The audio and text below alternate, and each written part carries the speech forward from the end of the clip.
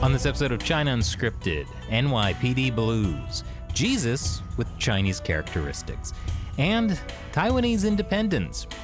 Apparently, it's for the birds.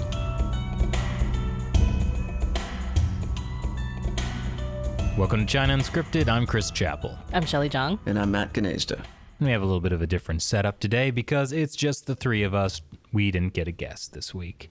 But we can make it if we try. We can. Fortunately, there's been a lot that's happened in the world of China this week. I guess the biggest story is the bombshell that there was an NYPD officer, ethnically Tibetan, who was spying for China. Yeah, I mean, I think this is one of those things that everybody knows this happens, but to actually have... I don't think everyone knew this happens. Like anyone like us who's dedicated years of their life to covering China.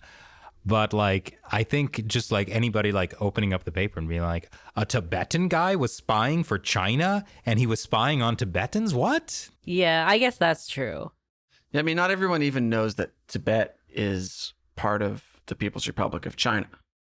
But free Tibet. Not even, people don't even all know what the People's Republic of China is versus the Republic of China. Oh, right. Yeah, because Okay. we, in the episode about that, we did play a clip from CBS. Local- No. I It was a local station, but they called it twice The Republic of China. I think it Taiwan. was the local CBS station in New York. Oh, Yeah. lovely. But yeah, I mean that it's a scary story because it just shows how deep Chinese Communist Party influence can go. See, I feel like it hits us harder because we're also in New York City. If it was like in some, like Central City, Nebraska, we'd be like, nah. I would be like, there's a huge Tibetan community in Central City, Nebraska. Yeah, no, that actually would raise more questions probably. Well, actually, what was interesting about it to me is just showing all the loopholes the guy was able to go through.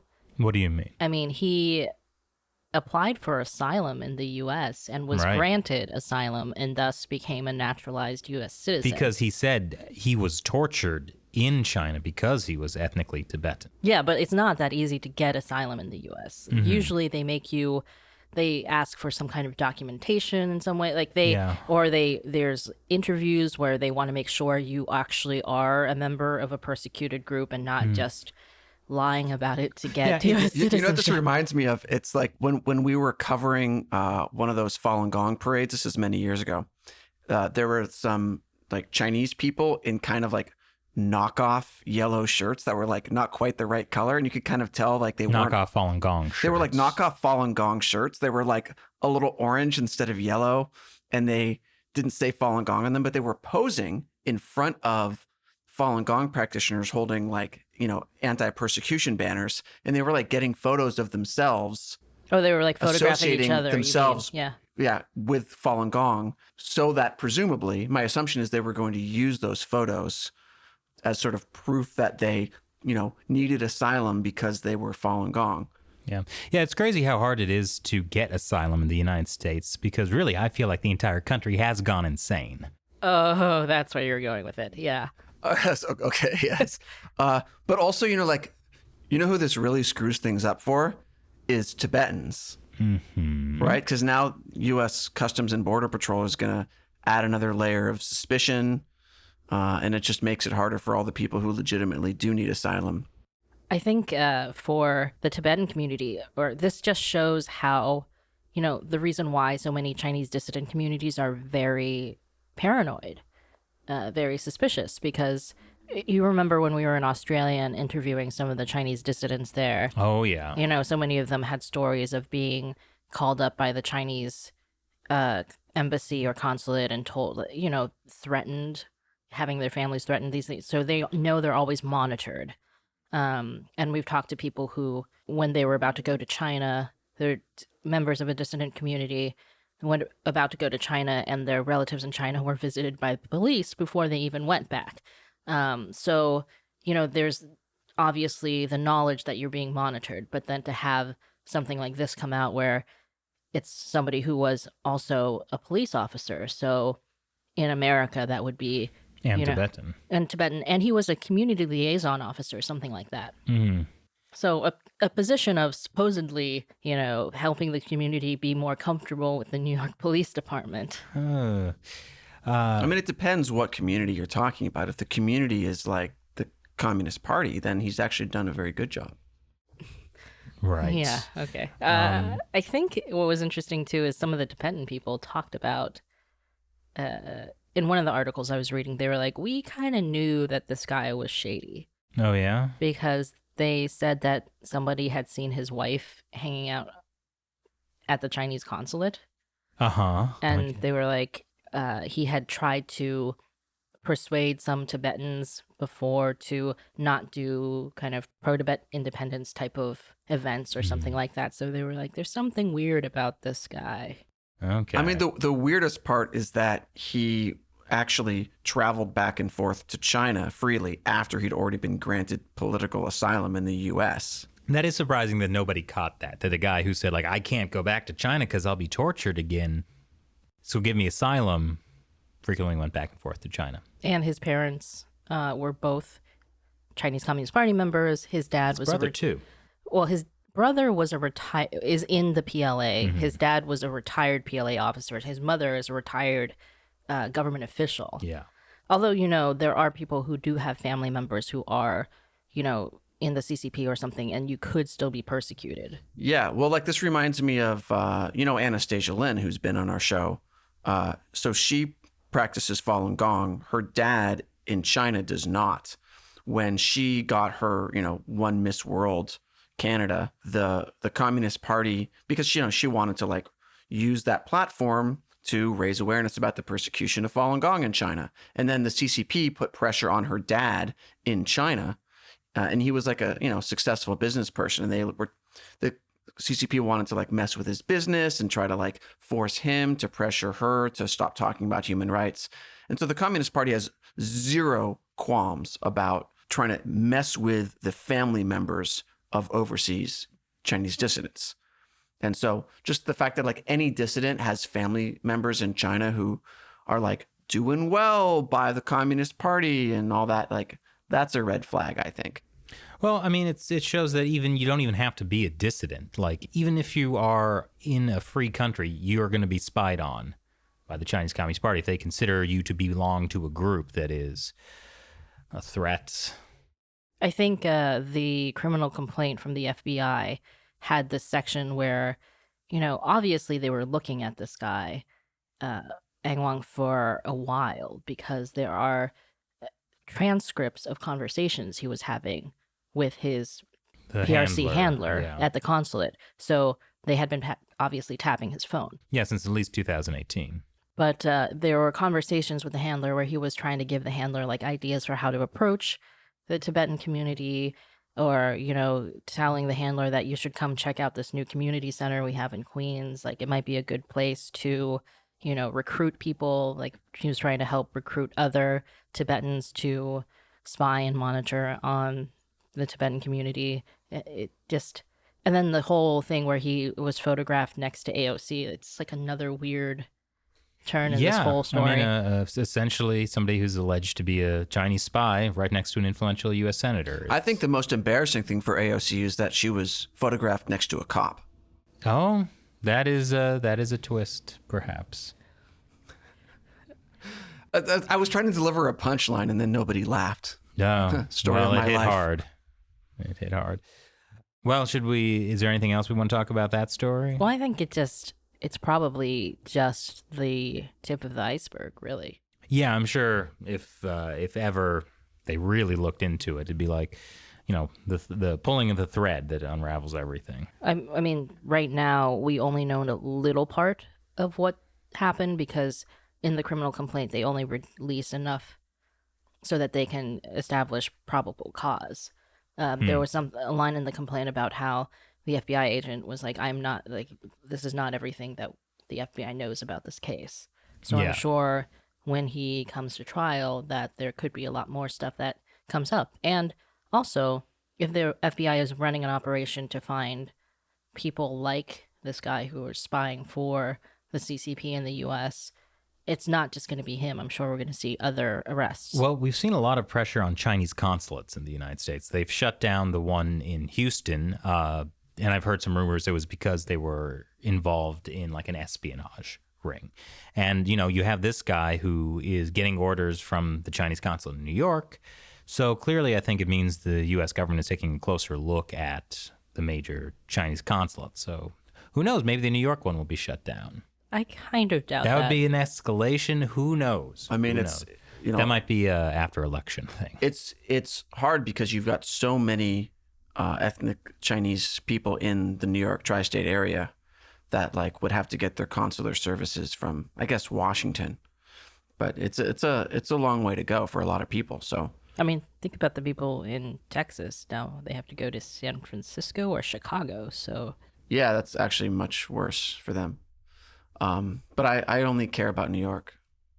So no, but I think that one of the things that's probably going to happen is that, like, so you mentioned, like, you know, more evidence will come out when it goes to trial, but I have a feeling this guy's going to take a plea bargain to kind of plead out and keep it quiet, because the worst thing for the Communist Party is to have this actually become some kind of public trial, right? Where like journalists can sit in and like hear all this evidence. Like, I think that's just, it's too much of a risk. And so I think, you know, just try to sweep it under the rug as much as you can and not have these things be revealed is going to be the strategy. I mean, can they make that happen? What if they don't offer a plea deal? Basically, 95% of cases in the U.S. are like don't actually go to trial. They end with plea bargains. This might be an exception, or this might be the other 5%. Well, usually the ones that go to trial are the ones where there's not like the defense believes that either the accused is innocent or the accused might be innocent, but there's definitely not enough evidence to find them guilty.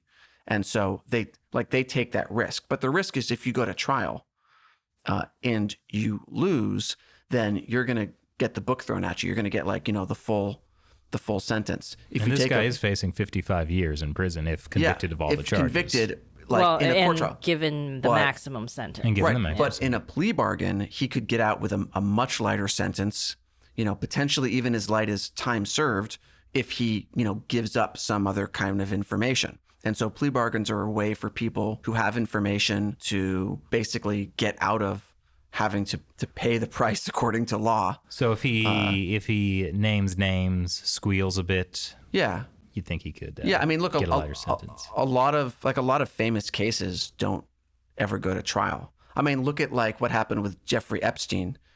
Not recently, but like his thing much earlier. Okay. I was Like like, 2000 and no, in the mid 2000s, right? He spent time in like a very cushy jail for like among all the horrible things he almost certainly did. Like he took a plea bargain to only plead guilty to like soliciting a minor for prostitution.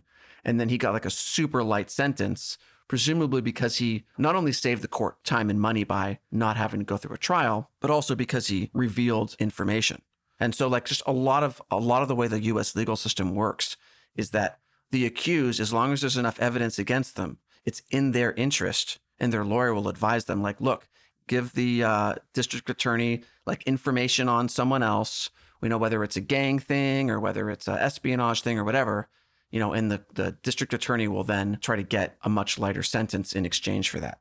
People don't get punished just according to the crimes. They get punished according to like the crime minus like everything else they can provide to help the prosecutors or the police go after like a bigger fish.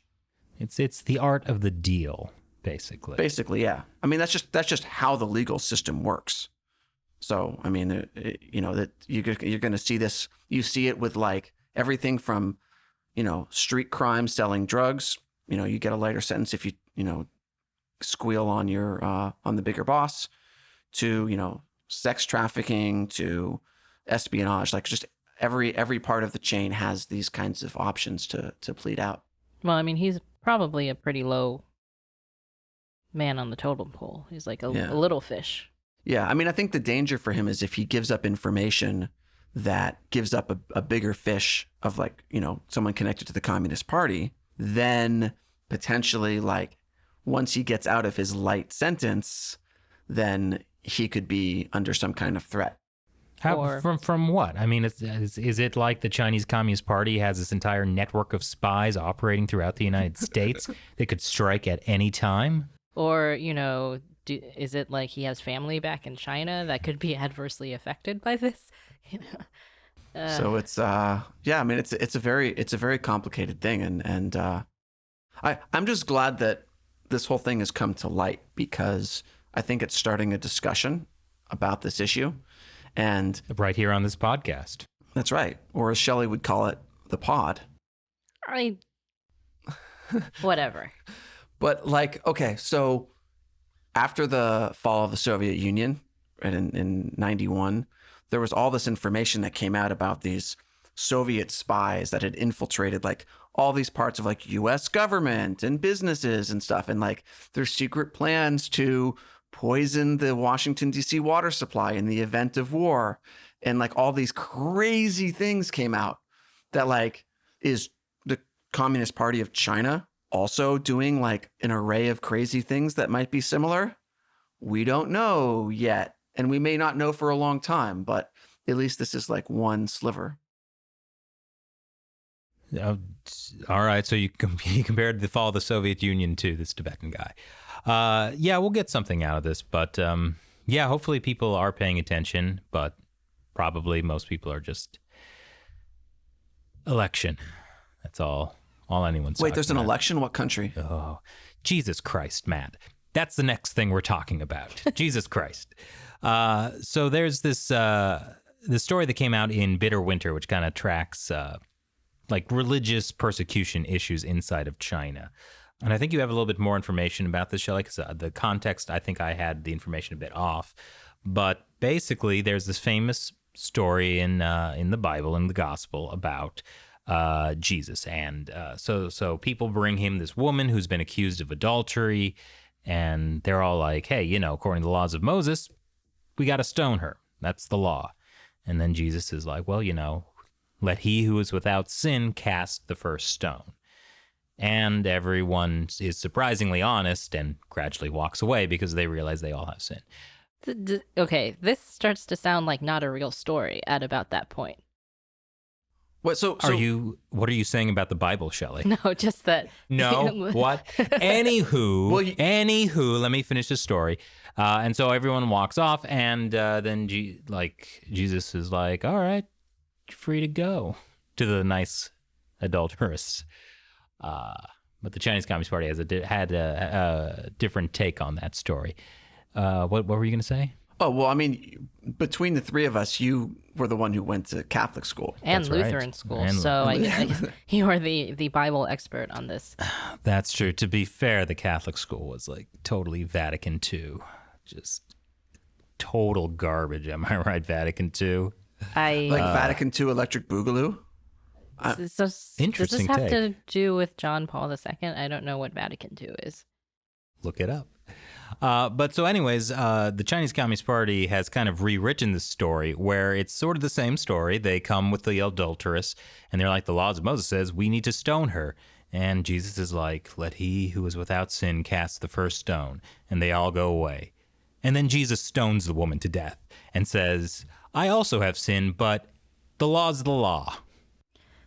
What? That's how they rewrote it? Basically. Let me provide the context This here. is the context, yeah. Okay, because you make it sound like they rewrote the Bible to say this. Well, that's kind of what I was thinking from it, but you tell me that's not exactly what No, happened. it was actually in a vocational textbook. The topic of the textbook is something to do with like the law and like business practices, something like that.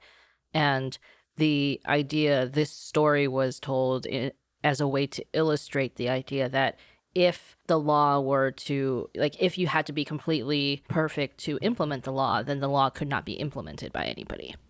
Mm-hmm. But it's kind of unclear whether this ended up in this textbook this way because they were specifically trying to mess with Christianity, or if it's because whoever wrote it just didn't know the right story or You just if kind of they fudged were it. trying to just make a point and decided that like 3/4 of the way correct is good enough, you know. Chabuduo. Yeah, like no, who knows the story? Nobody will China, catch it. maybe, yeah. So Well, it's not clear, and it's not like it wasn't because the Communist Party has been rewriting the Bible, but this wasn't that case. This was a case where it was in some vocational textbook that it wasn't a very popular book, but they did find this. It actually did happen, and now I think the book's been taken off the publisher's website, and we don't know how many schools actually used this textbook. You know, I actually have the translation of how they rewrote the story. It's hilarious to me. The crowd wanted to stone the woman to death as per their law. But Jesus said, "Let the one who has never sinned throw the first stone." Hearing this, they slipped away one by one. When the crowd disappeared, Jesus stoned the sinner to death, saying, "I too am a sinner, but if the law could only be executed by men without blemish, the law would be dead." So better that woman dead than the law, am I right? Just there's so many things. The idea that then Jesus secretly stones the woman to Yeah, death. and that he's like, "Hey, yeah, I'm a sinner too," but I mean that's kind of like against the whole Son of God kind of angle of the whole point of it. Yeah. Why would if he was like, "Yeah, we have to stone her," why wouldn't he like join the crowd? Why would he send them away and then stone her? It would be harder for one man to stone someone to death. Yeah, that's the weirdest part of the story, you know. Just stand there. Don't run away. Whack. No, stop running. I mean, the reason it works is when you have a big crowd, it's impersonal. But like one person, that's like so personal and brutal. Like a person could, like, it's very hard to like do that. Like, I mean, it's so weird that they thought that like there's much better ways to have rewritten it to make their same point. Like if they're going to rewrite it anyway, they should have just been like, and Jesus was like, you know, we all have sins, but you still need to execute the law, so go ahead and stone her, and then everyone does it. Like the weird part is that he had everyone leave and then secretly stoned her alone. Now's my chance. Is this podcast blasphemous? Well, no, because we're talking about the Chinese Communist Party, which is blasphemous. Okay, so it's not our fault if we're speculating about which better ways Jesus would have had to stone her. No. None of those ways are good. I'm just saying that, like, if I were to advise whoever wrote this new vocational training book story on how to take a story from the Bible and screw it up, like, there's a better way to have screwed it up. Or it could have been they come to Jesus like, "Hey, we got to stone this woman to death," and Jesus says, "Well, we should really consult with central authorities because they are the arbiters of law and justice." That would be an even better way to Why screw would it you up, be yeah. coming to me? I am just a man. Listen to the party. I am the son of Mao Zedong. That's like opposite typing rebellion. Oh, yeah. Oh, yeah. Typing rebellion being when a Chinese man had a fever dream, decided he was the younger brother of Jesus, and led the largest uprising in human history that killed 20 million people, I believe it was.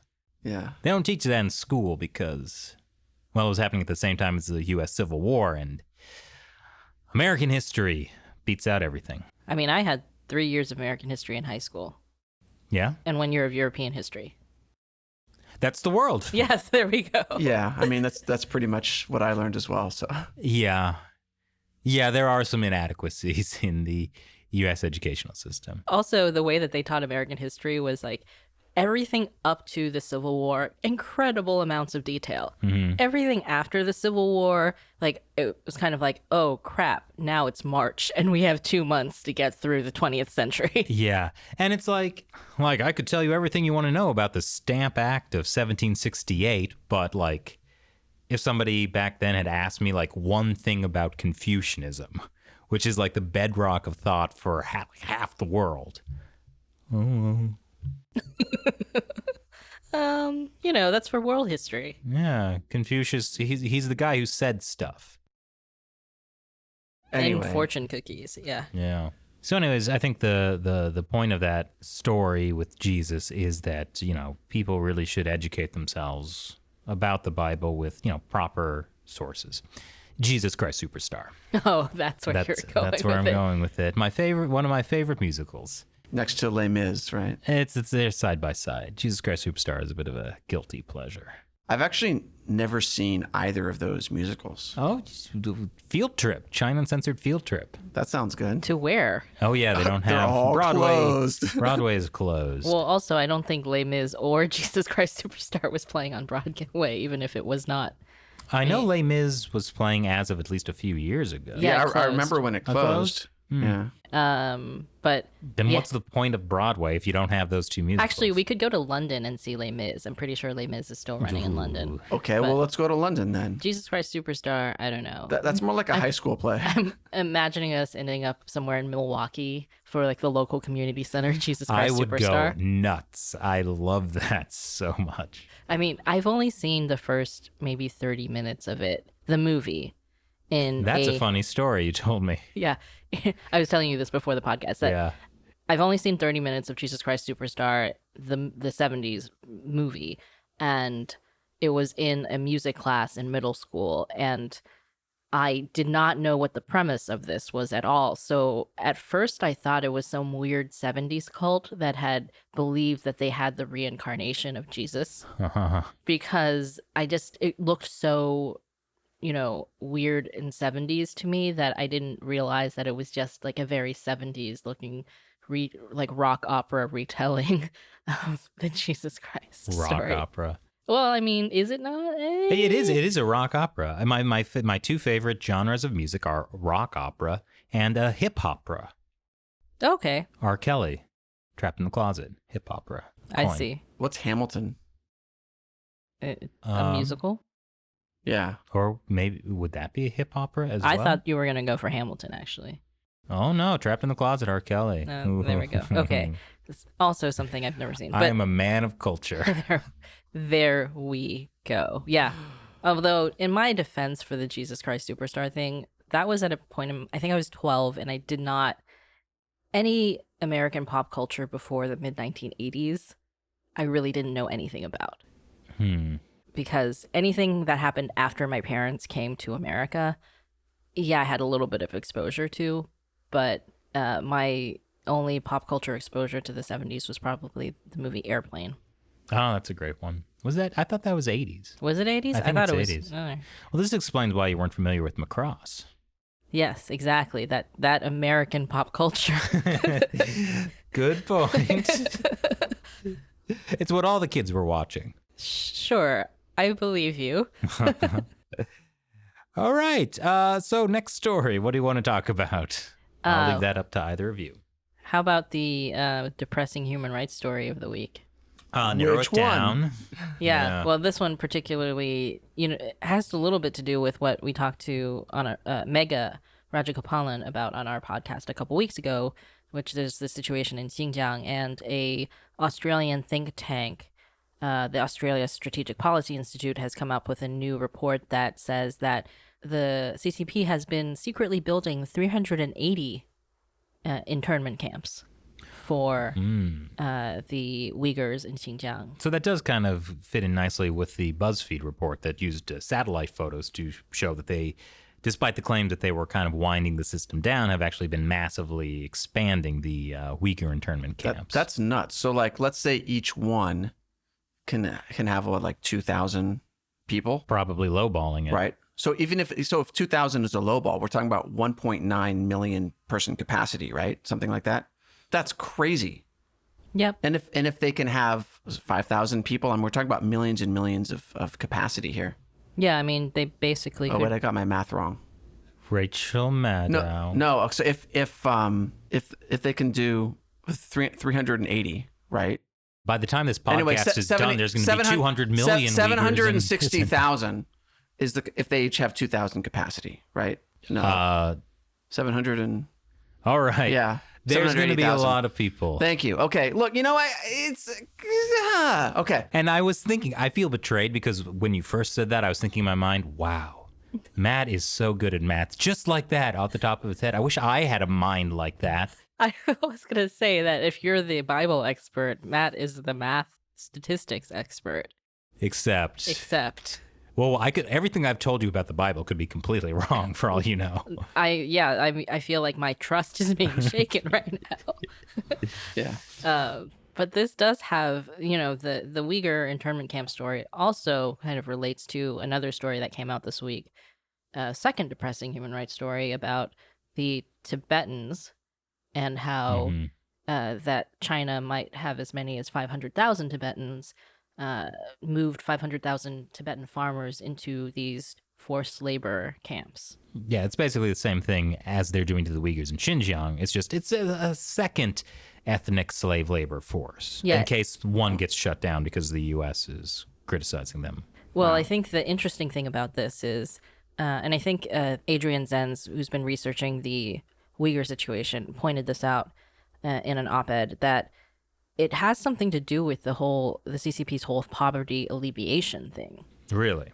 Because, I remember back a couple years ago when the story about the camps in Xinjiang were first coming out, and the CCP was just denying, and then suddenly they came out with this vocational whole, they called them vocational training, but like they weren't letting people in or whatever, and then they came out with this like huge splashy CCTV, state-run media, like in-depth report about the vocational schools, where they, brought you inside a vocational school and they, showed you how like, these people like lived in like, they were like basically dorms where people were being taught, they even had air conditioning and people were just being taught, how to sew and, how to, do their traditional, handicrafts, but better with, more technology. Lanyards. Well, actually, part of it was weaving. Oh. So close. It's if just you're like my summer happy camp. and you know it, clap your hands. Oh yeah, there was that clip. That was the BBC thing. Yeah, well, that was later.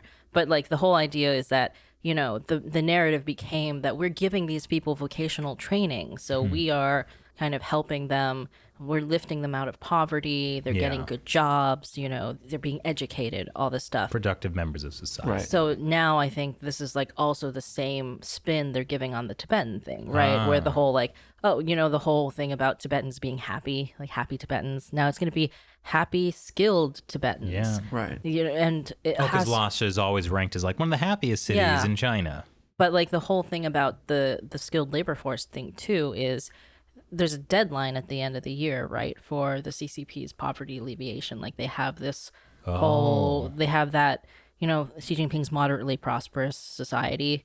They have like a goal to have lifted a certain number of people out of poverty by the end of the year. I'm just thinking of all like the Westerners who will parrot that figure. Well, say what, like Bernie Sanders, say what you will about China, they've lifted millions of people out of poverty. Yes, hundreds of millions. Well, it's true. Like if you take people who have a nomadic lifestyle where they're not interacting with currency, and you put them in a factory where they're producing things that contribute to GDP, then you have essentially lifted them out of poverty according to that metric of like, now they have an income and they didn't have an income before because they were living off the land. I think the crazy part is just like the central authorities who come up with this, they're just thinking about people as cogs in a machine, as if like a person is only of value if they're contributing to a certain like metric that relates to how good China is. I mean, it's central planning. This whole thing about how like, China's not communist anymore, et cetera, et cetera. It's definitely communist. Yeah. So that's the happy story about the happy Tibetans and on the happy the Uyghurs. bright side, though, this week, the U.S. House did pass the Uyghur Forced Labor Prevention Act? Mm-hmm. Yeah, I got that. Yeah, so, at least the U.S. is taking steps to try and sanction and stop Uyghur ethnic slave labor. So maybe they'll have to come out with one about the Tibetans. So. You know what will happen? All those factories will just move out of Xinjiang. And go to Tibet? Or to Tibet or otherwise. Just like Gansu, something, they can just move. Hong Kong. No, Gansu, my hometown. But there had been reports already starting last year or maybe 2 years ago, that Uyghurs were being shipped out of Xinjiang to work in factories in other parts of the Though country. I believe the bill has some kind of measure to account for that fact. I need to look at it closer, but I think there is something in there that does take into consideration that fact. So, I mean, the U.S. government, it's kind of wising up to China after I think the biggest, decades. I mean, that's great news. I think the biggest issue with that, or the biggest kind of hurdle to pass over, is that a lot of people don't know what their supply chains actually are in China. Yeah, I was so surprised to find out that 17% of the world's tomato products come from Xinjiang. Yeah, or even if we're talking about specific companies, right? Uh-huh. You know, you Oh, might I think see what that you you might think that, like, this American company might think that they're working with a particular Chinese company factory or whatever. That Chinese factory could be subcontracting out to different factories under them, or sometimes prisons, or sometimes like these labor camps, because in America it is already illegal to import items that are made under slave labor in prisons and things like that. It's already illegal, but these products have been coming into America for years, like the whole story about the woman finding a note from a Chinese prisoner in her, was it Kmart? Oh, yeah, the Kmart Halloween decoration. Yeah, it was like a that Halloween was also decoration. a Falun Gong practitioner from talking about, like, please help me. Yeah, it was like a note written in English about how he was at this very famous labor camp, and like, please, we need help, Yeah. etc. Oh, there's that great documentary about that. Well, you interviewed the director. I forget the name of the documentary. Oh no. It was... Well, anyways, I remember it was very interesting to hear Letter how... from Ma said, yeah. Was it letter from Masanja? Yeah. Oh, because it was a letter from Masanja. Masanja. Nailed it, Shelley. Yeah. Perfect. I remember him talking... Terrible. What? It was about a guy who wrote this letter, and he was in Masanja labor camp. What was it called? Citizen Kane. But yeah, it was incredible listening to like this guy talk about how like he had this little piece of paper that he was like very carefully, like over months, writing a message on, and like, you know, having to like hide this little piece of paper. I think actually And he did several. he did, like- he did a bunch. Like So a bunch of them. Like right one them in of the them middle made of the it night. out Yeah. that we know of. So yeah, the whole thing is crazy. But yeah, so it's supposed to be illegal, but a lot of places do not know where their like things are coming from. So that's the supply chain issue here is like a huge problem for you know, Western businesses doing business with China, and for countries that want to stop this kind of stuff. So, you know, I think that like the good thing about the US government paying more attention to it is maybe the government will have the resources to start sussing some of this stuff out, but you know, companies are going to have to be a lot more responsible. I mean, the big thing is it's just going to have to take Western companies being like, all right, China is an authoritarian state. We should not think of it as like, oh, let's do business with them. Everything will be fine. Like, look at what happens. Oh yeah, Yeah. speaking of that, here's one of my favorite headlines from last week. China's growing economic and military strength can be a dilemma for US investors. And dilemma is in quotes, as a CNBC article. Oh, It could be a dilemma. a little bit of a snaggle. You know, it might be, you know, you might have to think about it a little longer. It's just, But before you pour your money into. well, I mean, speaking of pouring your money, this is also what made me feel like, ugh, because another story was that, you know, China's been trying to open up their bond markets more to foreign investors. Before, you could not invest in Chinese bonds, Talking about local bonds or like central government bank? bonds. Central bank. I don't think it's central bank necessarily, but the news is actually that FTSE Russell, which is one of the biggest indexes in the world. Footsie Russell. FTSE, it's This is- FTSE, but it's pronounced FTSE. Okay, so this is not like something the UK ambassador. It does from not have China anything to do with Liu is, Xiaoming. Okay. Oh boy, yeah. Let's not go there.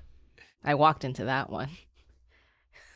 All right, so the FTSE index. They FTSE. are going to they're going to add Chinese government bonds to their world government bond index starting next year. So that will allow investors that invest in FTSE index bonds to put their money in Chinese bonds. Yay! But it also means that like for investors that want to buy like bond packages, because a lot of times these things are like put together. So you just like buy an index fund that tracks all the indices. Yeah, it's going to be part of the index fund. Yeah. So then just like that's how it is. It's like when you buy, like if you want to buy a stock that goes up with the US stock market or, down with the stock, like you just buy like an index fund and it just has representational shares of each company. Yeah. And so like, but there's no way to pick apart like, oh, I want everything, but not the China part. Yeah, this is what we're talking about with Perth Toll. Toll, yeah. In our podcast that was actually a really interesting podcast. Yeah, the freedom indexes. And how basically they weight their index like by freedom, because their view is that the risk to reward ratio is much better investing in free countries, because there's much higher risks of like some crazy event throwing off like the whole stock market in an authoritarian country, like would call a black swan event. And they're harder to calculate. You can't always numerically calculate them. And so like long term, you're actually at much more risk with those things. Like obviously with Chinese bonds, like the problem there is there's always a bond market issue where central banks essentially control the value of the bond. But the Chinese central bank, I think there's a bigger risk there. And I don't know if any of these are local bonds, because also like you have municipal bonds in China, you have provincial That is a bonds. problem where people treat municipal or provincial bonds like they are central government bonds. Right. And like people don't realize that these cities could just default and there's like no political consequences for them inside China. And so they default and they walk away with investors' money. This could so easily happen. And I don't know why otherwise very smart investors don't see when you work with this kind of market, you're taking on like a whole other level of risk that's not accounted for in the interest rates. It just says the CNBC story just says Chinese government bonds. So I'm not clear whether it is central government bonds only. Well, also, I'm not going to necessarily trust that they got the details right, because it is a very tricky thing. Like China has a lot of complicated investment products. I mean, granted, the US does too, but like, I think they've made entire movies about that. Yes. Yeah, no, I would stay away from that market. Yeah, so several investors estimated that at least $100 billion will flow into China after its bonds debut on the FTSE Russell Index. What? No, Stop. It's so stupid. Stop doing it. Stop investing your money in those things. But the reason is because, investors are looking for higher yields because all the interest rates are very, very low right now because of, what's happening with economies all around the world. So right. I mean, also like... Wait, why are economies around the world suffering so much right now? Because you can trust the Chinese Communist Party. That's right. Which was Xi Jinping's message at the UN. That also happened this week. Oh yeah. That was a great speech where he promised to also get to zero carbon emissions by 2060. Yeah, I believe he said looting and polluting is not the way. Hear what Captain Xi has to say. Oh my gosh, now I'm gonna have the Captain Planet song stuck in my head. Excellent. That and Jesus Christ Superstar. But yeah. And Macross. I mean, it's just funny that I feel like this is the Chinese Communist Party's biggest propaganda win of the week was the story about the carbon emissions. Oh yeah. Because, they just, nobody questions them.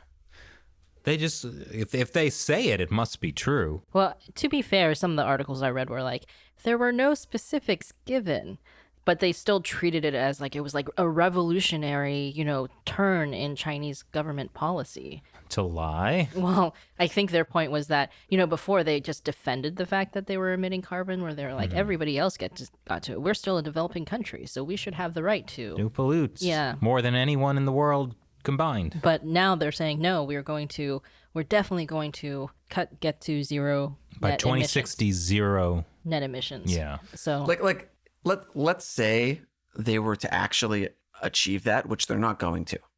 But that if you look at the way that they've handled other environmental type promises, you just know that even if they were to meet that or get close, there would be a massive environmental toll on the back end that doesn't get counted.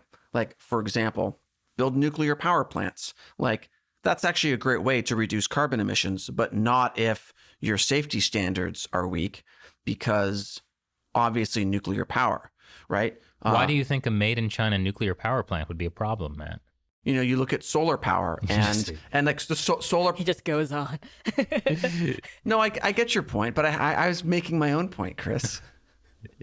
Right? Like the making even like solar panels, wind turbines, like there's an environmental cost to making those things that's going to be massive. And they also have, solar and wind are renewable, but they do have costs to like, bird life and so on. Right? Just like we take the wind away from the birds. They can't fly anymore. Well, large birds actually get killed by the turbines. It's part of the problem. Only much darker. Yeah, and even like solar arrays, like if they're not done properly, they can heat up. Oh my gosh, fried chicken. And they literally fry Lunch. birds. Like I'm not talking about like your household roof solar panels, but like these big, solar farms. I'm not saying we shouldn't have solar power. I'm just saying that like there are some environmental costs, especially if it's not done properly, and you just have to look at those. And you just look at the way all these projects get done in China is just with such disregard for the environment that like they're just going to like create these other externalities. Or if they're not meeting their target, they'll be like, oh, well, we can be carbon neutral by buying carbon credits and they'll buy carbon credits in China by saying they're not going to chop down certain forests. I think you're overthinking this because I think they're just going to lie about the numbers. That's yeah, just the most straightforward way to deal with it. It's just a simple lie. Yeah, just to fudge the statistics like they do with the GDP. I don't think they're going to try to really reduce the carbon emissions if it means anything related to like slowing down the economy, because we saw them try to get rid of more coal power a few years ago, and then like coal has gone back up in the last couple of years. So, and I think it, unfortunately, a lot of the Western media kind of will play into this, and I think maybe the Chinese Communist Party understands this, that if Xi Jinping says in front of the UN like this obviously fake, green environmental goal, the Western media is going to then like, instead of fact-checking that, compare it to Trump pulling out of the Paris Climate Agreement and focus more on criticizing that than actually focusing on like China is just lying in front of the UN. I mean, that is how the media works. I mean, I think that, it was a great idea to announce it at the UN because they get the good headlines. Mm-hmm. And also, I think the New York Times story I read had interviewed some environmentalists who are like a little bit wary, but they wanted to encourage China. So they were like, if it's true, this is huge. Just encourage them. So like if you're an environmentalist, you don't want to be like, oh, well, they're not going to do it or whatever. You want to be like, yes, more governments should, get to this net zero carbon emissions. Like you should, so there's a bunch of things in there that make it the propaganda comes out, but not this, You know what really bothers me about this? Like, there's this narrative that we need to work with China to fight climate change, and that overshadows all the problems coming from China because like we can't criticize them too much because we need to work with them. And it's like the same line that the George W. Bush administration gave with the war on terror, which is like, oh, we can't criticize China because we need China's help with the war on terror. And like, what did China do in that scenario? They're like, yeah, we're going to help with the war on terror. But they didn't actually help the U.S. with the war on terror. They just used it as an excuse to go after like ethnic people inside China, calling them terrorists because they were Muslim and had beards. Like, we think that, oh, we need China's help with climate change. But no matter how much we say we're going to work with them, they're not going to work with us on our terms. So what's the point of even pretending? Did you just question the foundation of geopolitics? Yes, I did. Well, speaking of the environment really is for the birds. Right, Shelley? Oh, right. We have an update on the story we talked about last week with the BirdLife International, a UK NGO about bird conservation, kicking out a Taiwanese bird watching group because they wouldn't sign a document that said that agreed to the One China principle. So now there have been leaked emails from BirdLife International that show that they were worried that the Taiwanese group was going to talk about secessionist activities. And that's why they had to cut off ties with them. Wow, look at that beautiful bird. By the way, Taiwan is its own country. We're seceding from China. Yeah, so that was the reason. And it's kind of hilarious because one of the things that they used to justify the move is that they said they wanted to avoid wading into the perfectly understandable yet treacherous arena of geopolitical pressures and conflicts. By doing that. Yes. Great job. All right. Yeah. So, I mean, I think that was one of my favorite stories from our last week, especially because of the bird species that you discovered, Chris. Oh, yeah, that was a great joke by Matt.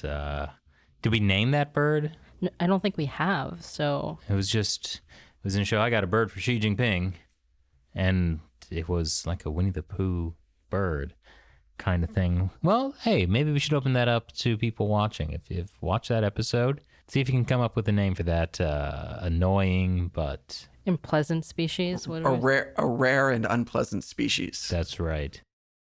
But yeah, that BirdLife thing, like, it's like open mouth, insert foot. And no, I'm not talking about something the UK ambassador might be enjoying. The Chinese ambassador The Chinese to the ambassador UK. to the UK, yeah.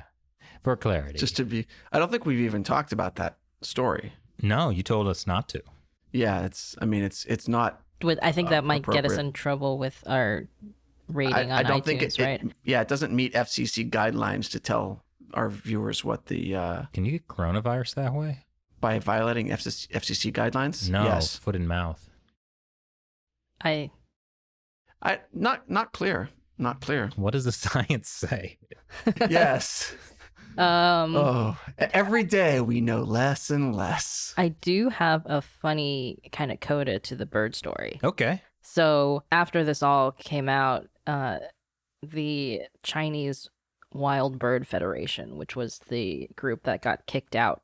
That's the Taiwanese one. Yeah, they changed their name to the Taiwan Wild Bird Federation. They committed secession. Well, I mean, technically, apparently, they had changed their English name a few times at the request of BirdLife International before. So BirdLife International has obviously been obsessing over this issue for a while. But the way that they've handled this is just like the ultimate cell phone in so many ways. And I don't know if they were just worried that the Chinese Communist Party might get them in trouble, or if they were directly told to, put pressure on the Taiwanese. You don't want to be cut off from all the Chinese birds. That's true. China has a lot of birds. I imagine so. Yeah.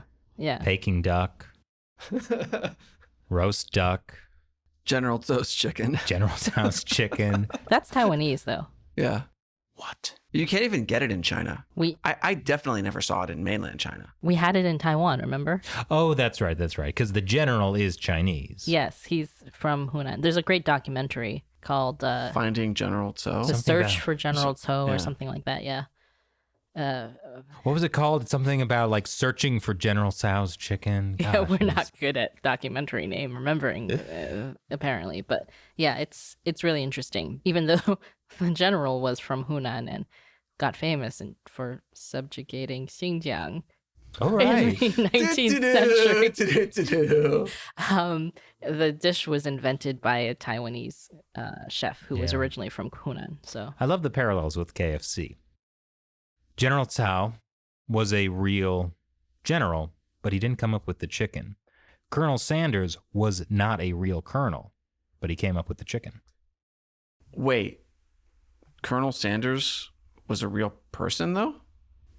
Yeah, it's that guy. That was the guy who like came up with the idea. It's actually a really inspirational story. He'd been like kind of a failure for most of his life, and then later on in life, he developed this thing that would like flash fry chicken like really quick, and he started selling it, and the device, and eventually started changing. It became KFC, Kentucky Fried Chicken. Wow, that's a beautiful story. It is, and he did not subjugate anyone, as far as I know.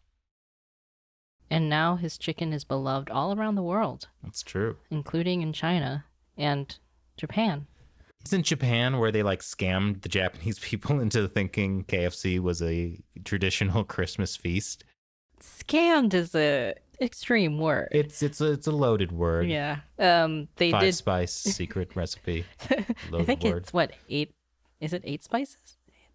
8 When I was a secret- kid, they only had 5 spices, but now they have 8 spices. I think it's 8 because Could be. 5 spice is Chinese. Chinese 5 spice. 5 spice, but just if you, I'm talking about just 5 types of spices, not I'm 5 pretty spice. sure it's more than 5. Anyway, yeah, they did make people in Japan think that, you know, the Christmas tradition is to have a bucket of KFC chicken. I mean, it's a beautiful thing. Yeah. Whereas in China, like I remember seeing, I mean, I haven't been to mainland since 2002, but like I remember seeing all of these. I'll put it on screen. It's like a knockoff version of KFC. This is just like one of them. There have been knockoff all across the country. You know, China has sort of done its own thing with KFC. I remember seeing the Obama fried chicken. Yeah, that's like a cheap knockoff, but also like super problematic. You know, they have different stereotypes about black people in China. They do. Oh, is that what it's about? That's why it's problematic in the U.S. as a But they stereotype. probably don't have that. I don't think they have that stereotype in China, no. Yeah, I just well, saw there's a lot of anti-black racism in China. There's just different anti-black racism. Yeah, and it's also like government-led in like Guangzhou. Have we done like a full episode about just that issue? We On talked about China it with Uncensored, the we have. coronavirus, yeah. Oh, okay, right. Yeah, they were like going after black people in China. Like they're mostly from Africa, not African American. A lot of them are Nigerian, and they're involved in various like import-export stuff.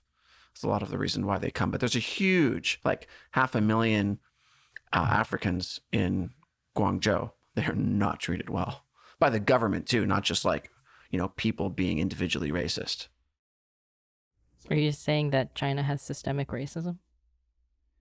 You know, this reminds me No, back up. no. Abort. It's a trap. It's a trap. Well, on a completely different topic. We're getting fried chicken for lunch. That's the topic. That's right? the topic, definitely. Sweet. Oh, that sounds so good. But I was going to say we should offer some congratulations to some of our past guests. Yes. Nathan Law and Nuri Turkel for getting on the Time 100 list of most influential people in the world. That's right. And also great news, our future guest, Xi Jinping, was also on that list. Yes, Xi Jinping was also on the list.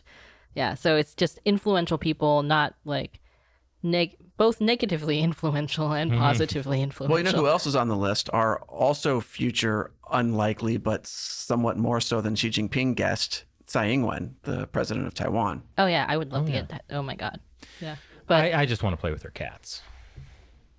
So Shelley does the interview. You're sitting in the corner with the Back- cats. wait, hold on. I want to play with the cats. I think it could be a casual interview. Tsai, if you're watching, it could just be us chillaxing, eating either a bubble tea pizza from Domino's. I heard Burger King has a chocolate burger. Fan of the show sent that to me, and it's just us hanging out, eating some food, playing with the cats. It'd be pretty good. Yeah, I mean, also there are a few dogs now too. So. No, I don't care. Okay, just the cats. Just the cats. You know what their names are, right? Taiwan is a country. Secessionist cats. Oh no. I don't know if that would be better or worse for the birds. If a secessionist cat eats a secessionist bird, I don't know. What are the names of Tsai Ing-wen's cats? One is Atai and the other one is Xiang, which is think. Think and Atai. What's Atsai? Something is like a Taiwanese kind of like, it's like the kind of equivalent of being like Lao somebody But in Chinese. which Tsai is it?